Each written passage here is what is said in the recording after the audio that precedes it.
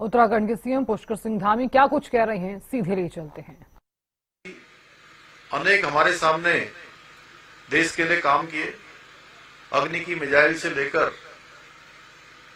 Vision 2020 से लेकर अनेक पुस्तकें, और मुझे लगता है कि हमारे इन बाल वैज्ञानिकों को अवश्य आपके माध्यम से ये पुस्तकें पढ़ने के लिए प्रेरित करना चाहिए, क्योंकि प्रोफेसर कलाम का जीवन, विज्ञान, संस्कार और संकल्प को समर्पित अद्भुत संगम था।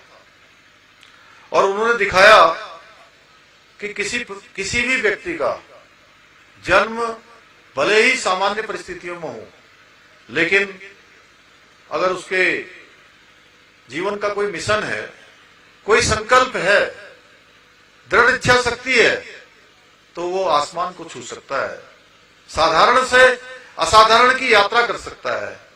ये हम प्रोफेसर कलाम के जीवन को अगर नजदीक से देखें तो इसमें वो सब कुछ दिखाई देगा।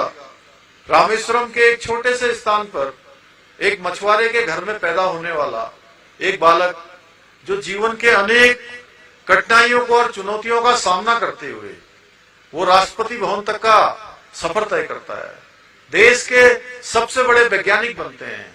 भारत का परमाणु का पोखरण का परीक्षण होता है, उसमें सबसे बड़ा योगदान देने वाले वैज्ञानिक कोई तो वो हमारे प्रोफेसर कलाम थे। ऐसे कलाम जिन्होंने जीवन की सभी परेशानियों का सामना करना पड़ा, उनको स्कूल में बैठने के लिए एक बोरी का कट्टा भी नहीं मिलता था, टाट पर बैठकर, आजकल तो बहुत अच्छे अच्छे हमारे क्लासरूम बन गए, लेकिन उस समय में बहुत सारी परेशानियां थी। लेकिन उन परेशानियों के बावजूद भी उन्होंने जीवन में रुकना स्वीकार नहीं किया, यात्रा में थकना स्वीकार नहीं किया, अनवरत रूप से चलते रहे, बढ़ते रहे और जीवन की सर्वोच्च ऊंचाइयों को उन्होंने छूने का काम किया।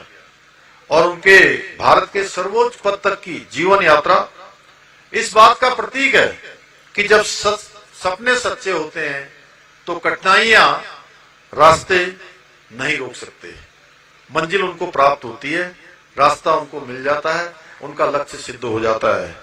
कलाम साहब हमेशा कहा करते थे, सपने वो नहीं होते जो सोने पर देखे जाते हैं, बल्कि सपने वो होते हैं जो हमें सोने नहीं देते हैं, हमेशा जागने के लिए प्रेरित करते हैं, वही सपने होते हैं।